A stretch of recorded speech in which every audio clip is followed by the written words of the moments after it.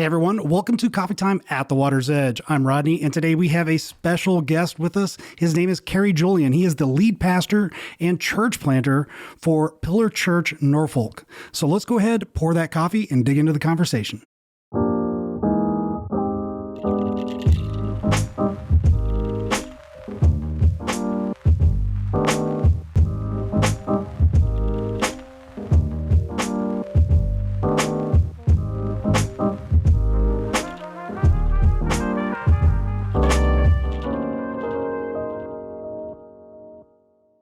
So, Steve, could you tell us, please, about the coffee that we are drinking? I will attempt to. This is a local coffee roastery, Fathom Coffee in Virginia Beach. This specific coffee is a single origin from Ethiopia. It's natural Sodomo, Dorato, Bombay, Kantama. I know I've butchered that.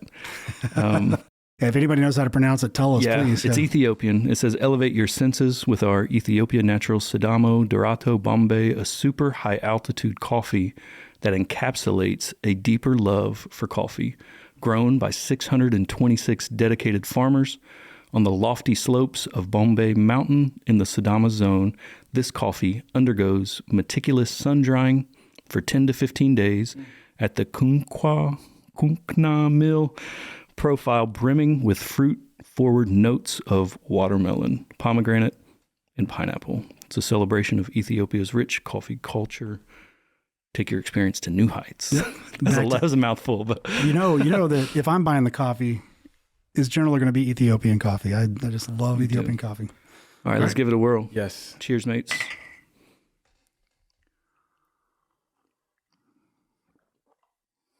I love it. This is very good coffee. Yeah. I like that a lot. Yeah, definitely better than last week's coffee. The light roast that wasn't quite so light. I wasn't going to blast it on air like you did. But you were just like immediately like, I don't like it. This is really good. Yeah, this is my, really good my coffee. favorite kind is African coffee. Yeah. Well, a lot of people don't know that the higher altitude the coffee is grown, the more fruity notes you get to it because of the acids that build up in the coffee beans. Interesting. Yeah. It's a higher acidic content. So, yeah. All right. So, Carey, welcome to Water's Edge, and we're happy to have you here. This is great. If you could, please just tell us a little bit about yourself. All right. Well, I was born in New York to parents who were immigrants to the United States. So I'm a first-generation American. My parents are originally from Haiti. I stayed in New York, I would say, probably like a year and change. But then thereafter, we spent all of our life in Florida. Okay. So therefore, I'll tell you I'm a Dolphins fan, right? I'll tell you I'm a Miami Heat fan. Pastor Adam's a huge Dolphins fan. There we go. But I grew up in West Palm Beach, Florida, spent most of my life there, and then spent some time in Virginia and then D.C. Oh, wow. So you enjoyed D.C. then? Do you want to talk about that? Like DC's a dream place to live, but then you actually experience it, and it's like, it's not as exciting as you think. Yeah. I mean, because then you're surrounded by all of the, the football fans up there, and it just kind of. No, not the fans. No. Part of it was I was there during COVID. Oh. So it was one of the best places to be during COVID. Yeah. But also one of the worst places to be during COVID. Yeah. True. So that was part of the experience that hindered it. Yeah. Well, I'm pumped to have Carey on because Carey and I met just a few weeks ago, but he kind of been on my radar for a little bit. One of the things that we had shared with our members at one of our previous meetings, thinking about celebrating our 50-year anniversary, kind of casting a vision for our future as a church. Now that we are an established church that's healthy, that's growing, that there's a lot of really good things happening, we want to focus in the future on sending workers to the field, specifically to fulfill the Great Commission, to plant churches among unreached language groups. And we want to multiply here in the U.S. and abroad in military communities, because one of the challenges that we have, and you're going to realize this real soon, in serving in Virginia Beach, is that often as our church grows, it's not uncommon to send multiple families out through the U.S. military, the Navy specifically here, to different parts of the world. And we know that we're going to send them to places like Pensacola, Rota, Spain, San Diego, these specific places where there's high concentration of Navy individuals. Hawaii. And so planting in military communities, I think, is essential for long-term discipleship among a transient people. Yeah. And that's where I learned about Pillar, and then that's how Carey got on my radar. And so, Carey, how did you originally learn about Pillar? How did you get in a position where you're planting with them? Yeah, great question. I'll take you from Florida up to how I got to DC. So I was I've been in church plants almost all my life, and then I eventually started working part-time in a church plant from 2014 to 2018.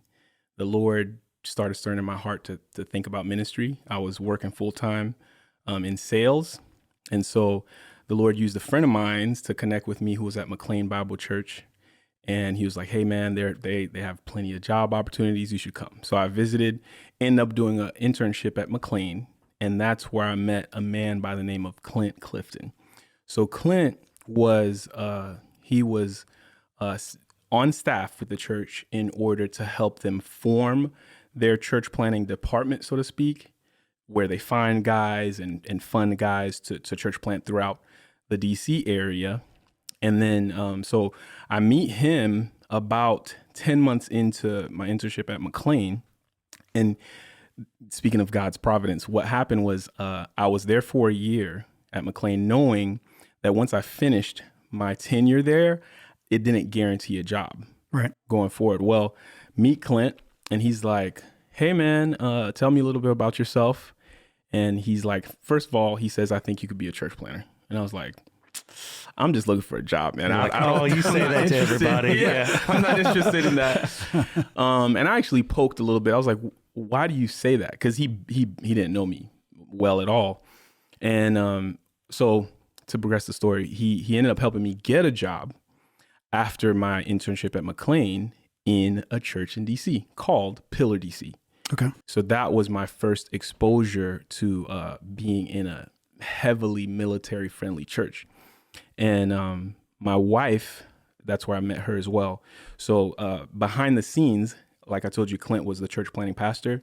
He had helped plant Pillar DC, and they were dwindling. And meanwhile, McLean Bible Church, they had a 6th campus in DC. Okay. So Clint, being the church planter that he is, was like, hey, why don't we merge them? And then part of the plan was they had me added on as a staff. And so I was the music leader / administrator, and the church merged under Pillar DC. And then from there, man, I spent 16 months as the music leader / administrator. And I just told myself, I just want to be faithful to this. I didn't like church plants. I was like, I hate set up, tear down. Still hate set up, tear down. Yeah, I know all about that. I want to be faithful to this. So I stumbled on Clint's podcast on church planting. And man, I was just all in. I was like, this is so amazing. I love this. And then the Lord gave me a call out of that. And then from there, I ended up leaving Pillar DC and did a residency at Pillar Dumfries, which was 30 miles away.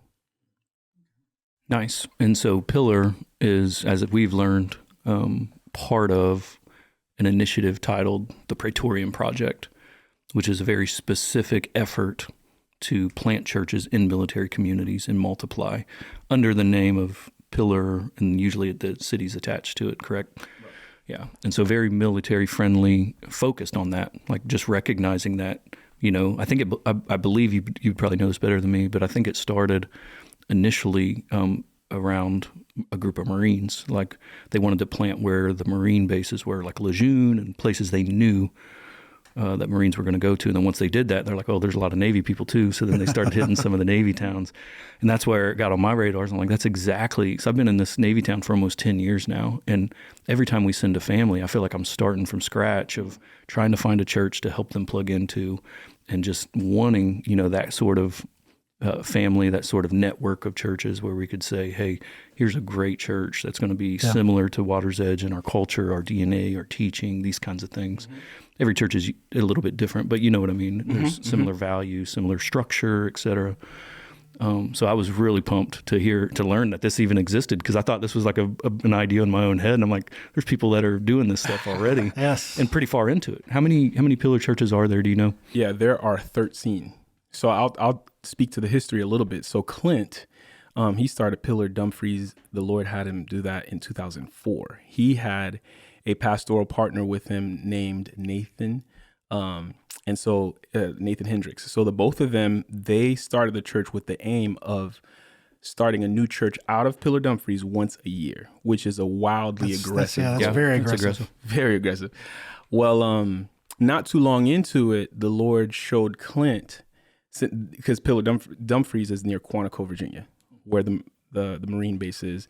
And so the Lord just tweaked their line of thought to think about the Marines.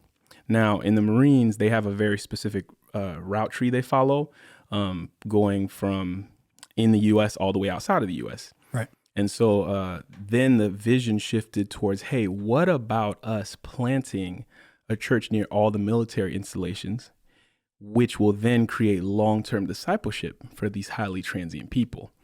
Well, fast forward 11 years, and that's what happened. There's a Pillar Church. They started this initiative, I believe, in 2011. Started planting churches near these military installations. And what's happened out of that, one of the stories I like to share often is someone like Brian O'Day. Brian O'Day is currently the executive director for the Praetorian Project. Well, the story behind him is he just came in for 10 months at Pillar Dumfries. And Clint, being the kind of guy that he is, he's like, the Lord just laid on his heart, hey, There's talk something to this here. guy. Yeah, there's something here. Yeah. So sure enough, he starts teaching Brian O'Day how to preach. Simultaneously, Brian O'Day is about to retire from the military. Well, within that 10 months, he goes from I'm going to retire to the military to I'll be a church planner. And so he planted Pillar Jacksonville. And fast forward now, the church has been alive 10 years now, thriving, doing well. And that church has planted, I would say, 3 churches out of it within that 10-year time span. So the aim was to reach the Marines, and that's happened. And so in a sense, the next phase would be to reach the Navy. But as you guys know, the Navy's different because you have land, sea, air. They're stationed in different places for different lengths of time. But the Lord had me raise my hand to say, yeah, sure, we'll help reach the Navy. Yeah. So interesting story. One of the ways that it got on my radar was I was in my military capacity on orders at a chaplain conference out at NORAD in Colorado Springs. And I was presenting on the mission of my unit to a number of kind of key players in the DISCO world, that's Defense Supportive Civil Authorities. There was a number of chaplains there, and one of the chaplains approached me afterwards and was asking me about the church because I'd said I'm a reservist, et cetera. And he was telling me he's part of this church plant down in San Antonio, which was called Pillar Church San Antonio, which had just launched at the time of this conference. And then so through that introduces me to a guy named Jared Huntley, who has planted multiple churches, big part of Pillar. I think he was at Dumfries at one point, or was at one of maybe the DC church. And Jared is dual-hatted in the sense that he's planted this church in Texas, but he's also the director for Send Military, which is part of the North American Mission Board. And so his initiative and his heart behind that is through the Praetorian Project and other like-minded churches to continue to expand that within the Pillar family and the Praetorian Project and even beyond that. And so it's a beautiful vision, particularly for military folks that struggle with community because they are so transient. Yeah. Now, you do have a planting partner, correct? Yeah. Yes. My planting partner is Jonathan Rivera. He is in the military. He's been in 24 years. 20 of those years have been right here in the Hampton Roads area. He's currently a CMC in the military, which translates to meaning he's an E9. Yep. He loves being around the military folks. That's what he would say to himself. And then he's married with 5 kids. Wow. Hey, you got children's ministry already going, brother. And sound tech. We got it all covered. Come on. I love that. Well, in meeting you, you were telling me a little bit more of your personal story. We had coffee not so long ago. Mm-hmm. And one of the things that I noted was how the Lord has uniquely prepared you for church planting because of a little bit of the business side that you had studied, a little bit of the music, a little bit of the teaching and preaching. Counseling was an area of focus. So I'm all of these things that could really come in handy for someone who's initially kind of not going at it alone, but not a large staff, you have limited resources, starting out like every church plant. Yeah. Man, it's really cool how the Lord's prepped you and prepared you, and Jonathan's partnering with you and his family. What are you guys doing right now? What are the steps? So this is really one of the reasons we wanted to have you on, was to, if there's someone out there that's thought about church planting, there's a lot that goes into it. Right. On one hand, some people will say, well, all this stuff is unnecessary. You can just start a house church and let it grow out of that. But you're in a part of a very deliberate, thoughtful process that goes into launching your first public services come Easter time, I believe, is your target. Yes. So take us through that, your preparation, the steps to doing that. Yeah, great question. So I'll fill the gap of my story in answering that question, because I talked about living in DC, then I talked about going to Pillar Dumfries, and I said specifically for the residency. So that was 2021. I started the residency at Pillar Dumfries. So I was on staff simultaneously doing the residency in order to prepare to plant the church. So when I first got to Pillar Dumfries, they gave me 3 questions to answer, which was, where do you want to start a church? What's the name of the church? And who do you want to do it with, as in a pastoral partner? Well, I hadn't been thinking anything of those questions. And so by the time I got to Pillar Dumfries, I was married. My wife's name is Erin. We affectionately go by Karen if someone has trouble remembering our names. I like it. We had one child at a time. His name is Micah. And then by the time we got to Pillar Dumfries, my wife was pregnant and we had our second. So we're there 21 months. We had our second child. I'm about 9 months into being on staff at the church. And once we have our baby, her name is Keziah, I'm like, we need to go on go mode. Now that trying to find some normalcy in our schedule.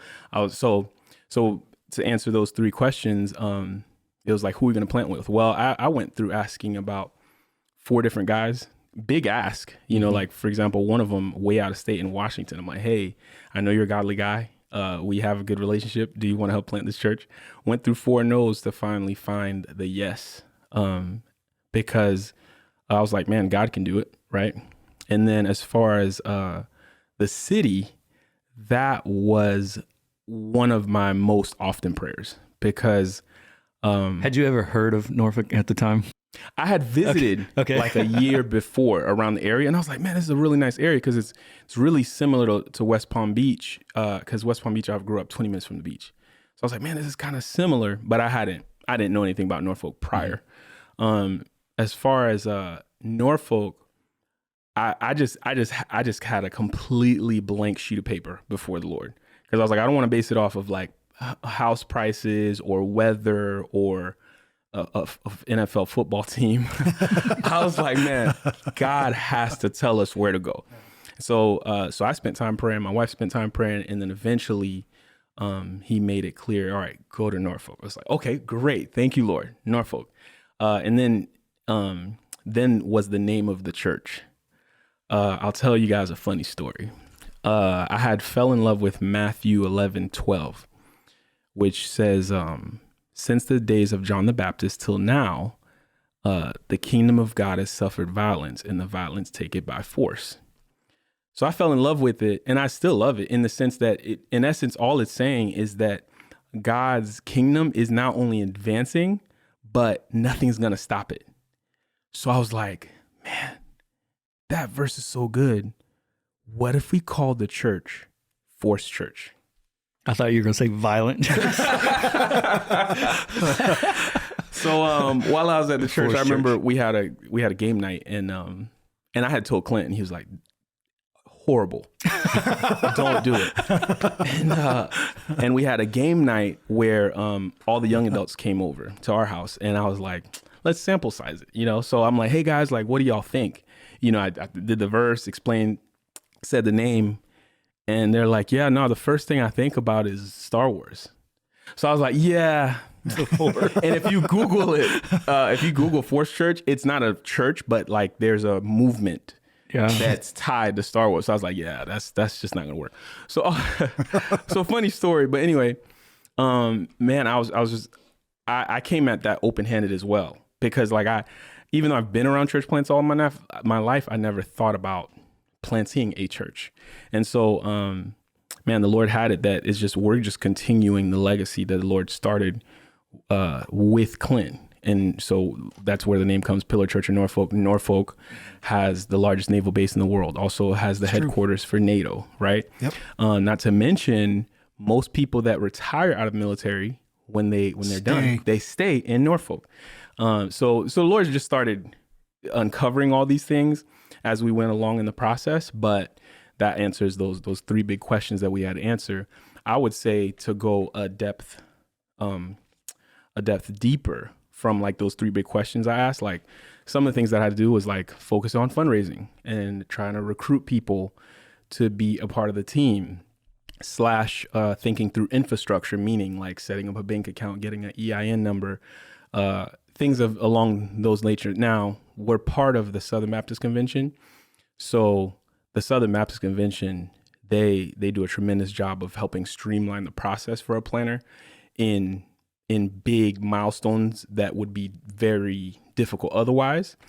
But anyway, so some of that was going on behind the scenes as well, in order to say, hey, we're going to be ready to leave and start a church. Yeah, so you moved here when? Like a few months ago? Yeah, a few months ago. So we've been here since July 22nd, 2023, which, based on this recording, this week will make 4 months of us being here in the city. And I can answer that question a little bit more thorough too, of just what does it take to start a church once you're in the city, right? So we came here, and I love the way Vance Pittman phrases it. He says, first you need to engage the city, and then make disciples, and then start a church. So as far as engaging the city, we knew we're trying to reach the military. So stop one was a big outreach for us, considering we're so small, which was a parents' night out. So we gave families $50 gift cards. Simultaneously, we watched their kids for 2 hours. This was just August 23. And we did that knowing one of the biggest issues for military is childcare, you know, and sure enough, like the families that did show up, that's exactly what they were saying. And so it was one of those like just unique euphoric moments where it's like, man, like to hear someone say like, yeah, like we've been married, but like we this is our first time doing this. It's like, man, you know, it felt like such a special ministry effort to see. And that's something I saw at my sending church. They've done it a couple times. Not to mention, praise God for my sending church, which is Pillar Church of Dumfries. They came out to help. That's how it all happened. Yeah, we had $25 volunteers from their side, which helped to happen. So talk about engage the city, right? Another way in which we're engaging the city is through our Bible study. So we've been doing a weekly Bible study, and we're actually going through the 12 traits of a biblical church right now. But the aim is like, you know, no matter who you are, where you're from, like this is a place to get to know us, and we get to know you. And so then the next step out of that is in the Bible study, starting to learn people, get to know them, and then seeing where they could sit in the bus, so to speak. Does somebody have leadership capacity or potential? If so, how much? Not to mention just some of the other behind the scenes you have to think of as far as church planning. So we're at a place where we're like, hey, we've identified some servant leaders, and these servant leaders, we're on the same page in the sense that we think they're committed to us and they think they're committed to us. Two different things, right? It's kind of like dating, right? You're like, yeah, that's my girlfriend. And she's like, I don't know that guy. You know, you don't want to be there. So anyway, we're at that place where it's like, hey, there's that mutual agreement, and that, hey, we care about this together. We want to see this church up and running. And so one of the we're going to be doing some equipping. What does that look like to do a kids ministry? What does it look like for us to be focused on doing outreach together? And then practicing what we're doing. So late January 2024, Lord willing, through March, we want to start practicing, like, man, what does it look like for us to do kids ministry on a Sunday morning? What does it look like to do a music rehearsal, things of those nature? And then, Lord willing, to launch March. Yeah. Are there like specific markers? I know, so there's obviously different strategies for how people go about this. Is there like a target number for like a core team or launch team, or people use different terminology, but before you go public, so to speak? Yeah. Or is that something that you're just sort of targeting, Easter, and that's going to be whatever you have then, you're ready to go? Yeah, that's a good question.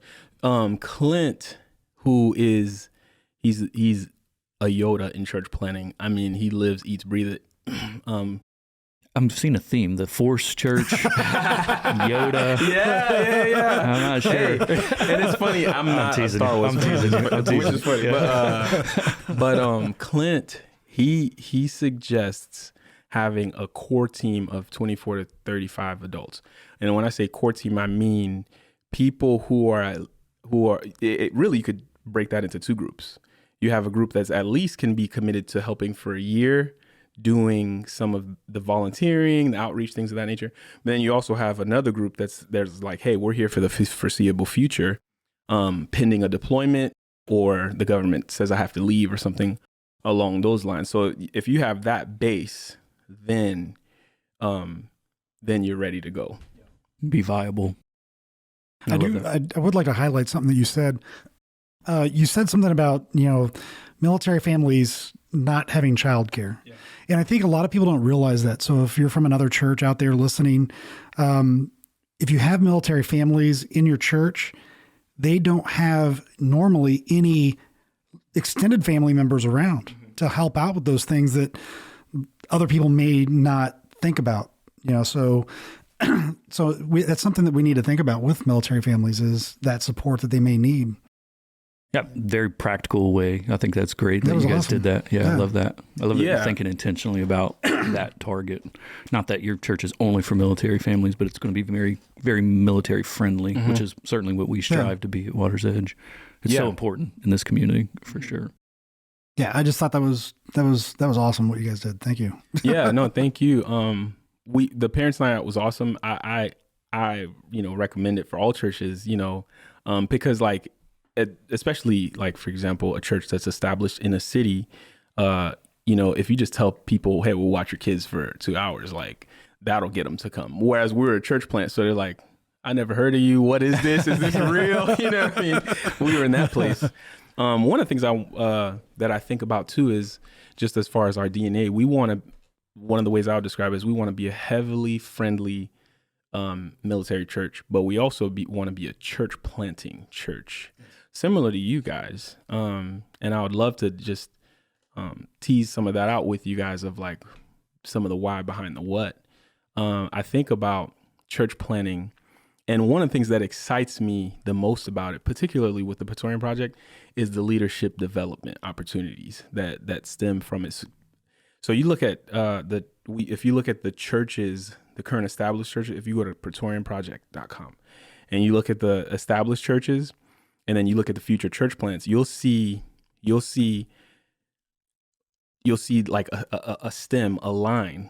So for instance, the person planting Pillar Church of Crestview, he was a elder at Pillar Dumfries for 10 years, and the Lord was stirring on his heart to plant. And so, man, he was working behind the scenes for a couple of years, and now you see the fruition of it now. So anyway, that pipeline where you see leaders develop, women as well, women learning how to teach in a public setting so they can lead a women's ministry, things along those lines. That really, really excites me when I think about church multiplication. Yeah, there's a lot of, different views on, as your church grows, if it's an established church, at some point you have to make some critical decisions if your church is healthy and growing. And that's kind of where this comes from for us. Like, this church has never officially planted another church. And that's something that we've been talking about recently in light of, our growth and the fact that we're at capacity in our building and we don't want to do multiple services. We would rather see another church be planted. We would rather increase our capacity to whatever we can to maximize, as good stewards, the resources that we already have. We have helped church plants. We helped a Korean church plant. We helped a Spanish church plant. We helped a church down in Florida, but we've never just trained up. We don't have a church planting residency. And so these are the things that I'm learning and just humbly being very inspired by a lot of this stuff. And so that's kind of where it's coming from us is we don't want to, go into how much millions of dollars of debt to build the monster. If the Lord continues to grow this church, we would rather multiply. And going through the book of Acts, we're seeing how the church expanded through church plants in different cities that were right next to each other, and one of the objections people often get, I mentioned this to you before this, is when people hear this, you should focus on the unreached language groups. We want to do that. We are doing that. They are doing that. Very much. Is that, well, in the States, there's a church on nearly every corner, right? You look at all of the churches in Virginia Beach, look at all the churches in Norfolk already. And so have you heard that objection? Has that been anything that's kind of come to you we already have the gospel here. Why wouldn't you go to, a place where they don't have the gospel or a church? Yeah. How do you respond to that? Or I haven't heard a lot of people say that to me as a reason to not plant the church. But interestingly enough, if you were to Google how many churches are in Norfolk, it would tell you 697, which you read further and it means Norfolk has the most churches in the city out of any other city in the U.S. Now you go a rung lower and you ask yourself, well, who are in these churches? How long have these churches been alive? Statistically speaking, at the 17-year mark, churches plateau and then can eventually decline. All that to say, when you think of it in terms of those two things mentioned earlier, just because we see a lot of churches doesn't mean there's much actual activity going on within those churches.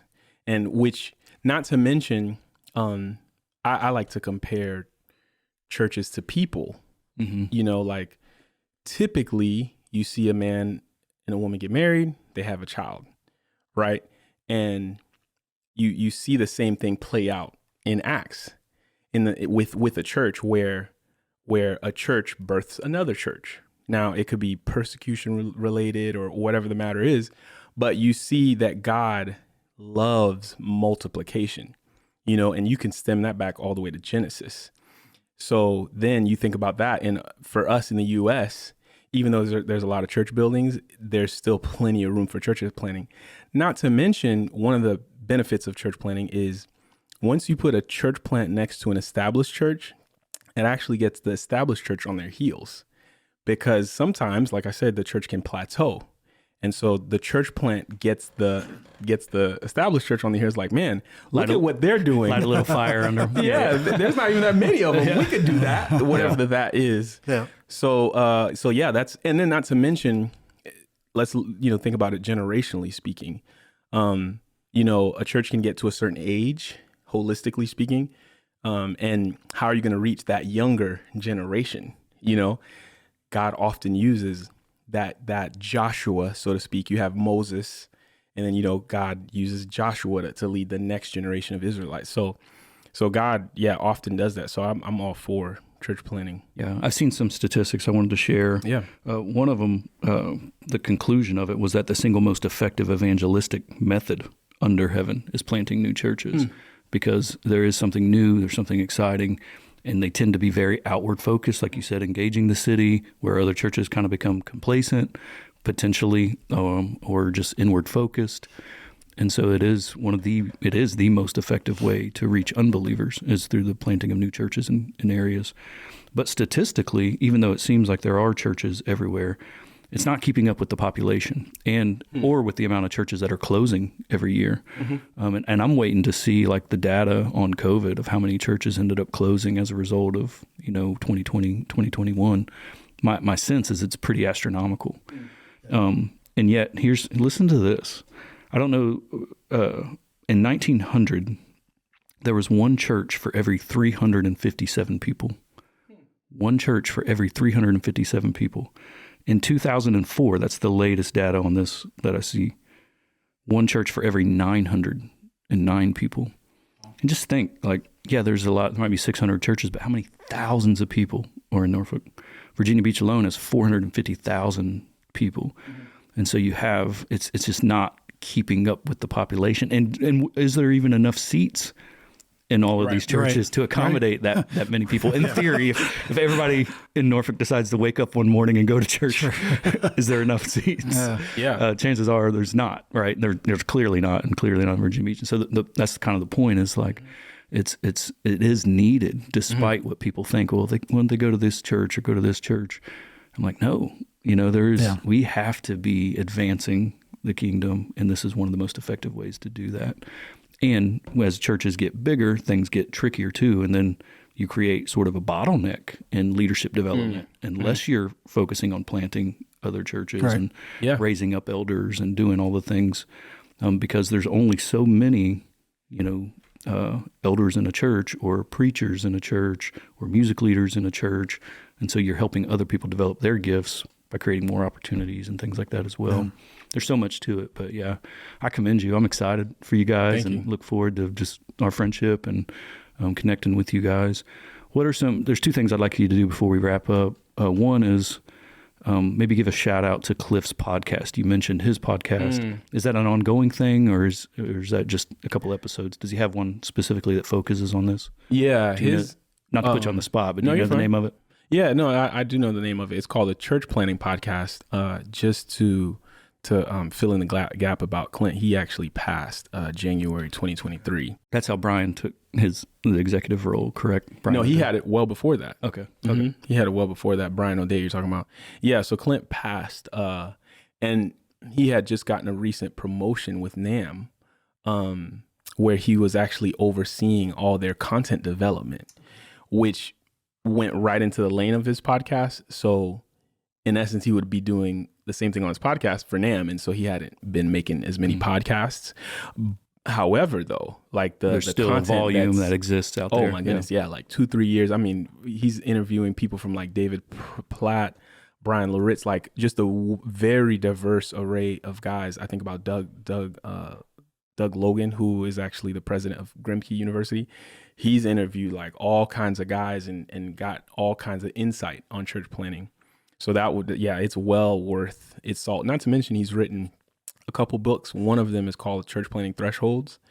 And that's actually, I think it's the number one selling book nationally, actually internationally, on church planning. So I kept saying the Yoda thing, and that's some of the reasons why. No, that's exciting. I said that about it. The second thing would be, if someone listening to this lives in the area, they're looking for a church, or they're wanting to be a part of a church plant, how do they partner with you right now? How can they connect? Yeah, great question. One of the ways is through our Bible study. That we're also going to be doing an interest meeting January 2024. So that's where we're going to blast that online, and that's just one of the ways to come and hear about the church and just get to meet myself, get to meet Jonathan. I would say the bread and butter is coming to a Bible study, because we do potluck style. So hey, you get a dinner. There you go. You get some dinner in it. That's it, Steve. I'm gone. If you feed them, they will come. Yeah. You get fed spiritually and physically. Ain't nothing wrong with that. And then other than that, man, I want to give a little shout out to First Norfolk. That's where I currently attend right now on Sundays. Great church. You can meet me there. Jonathan attends River Oak right now. Great church as well. So those are just ways to connect with us. And then, of course, there's social media. So if you go to our website, pillarnorfolk.com, you'll see our Facebook, our Instagram, ways to connect with us there. And as well as our church phone number, email address, as ways to just like, hey, if you want to spark some conversation. I love that. Connect with us that way. I love that. You got anything else? Well, I guess I'm going to have to start sharing you guys on Instagram, because I think I am following you guys already on Instagram. Okay. So there you go. So Nice. All right. Do you have anything else before we tune out? I feel good. You feel good? It's good stuff. Thank you guys for having me. Yeah, no, Oh, that's you're cool. welcome. Yeah, appreciate really you cool. sharing. Hope it stirs some people up. All right. So if you guys are out there listening, make sure you like, subscribe, and click that bell so you know when we put out new material. And if you are listening on Apple Podcasts, leave us a review. 5 stars. 5 stars. There you go. Hit him with the 5. Hit them with a 5. That's right. We love you all, and God bless. Peace out.